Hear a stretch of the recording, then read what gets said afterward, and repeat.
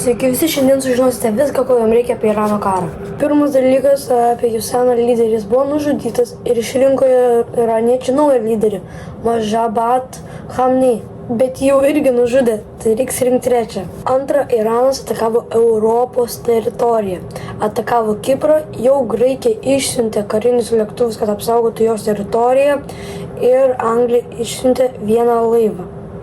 Jau dabar nebe 12 šalių ten kovoja, bet jau visa realiai Europa prisijungia prie kovos. Ten gynybinė ar atakos pozicija, Europa daugiau yra gynybinė. Iranas pradėjo net šaudyti į Turkiją. Dauguma jų raketų buvo numušti, bet viena pataikė Amerikos bazę. Dar amerikiečių povandeninis laivas nušovė ir paskandino iraniečių laivą.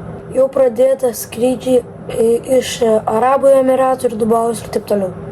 Jau yra mirę keli amerikiečių kariai. Amerikos prezidentas Trumpas sakė, kad karas turėtų užsitęsti apie mėnesį.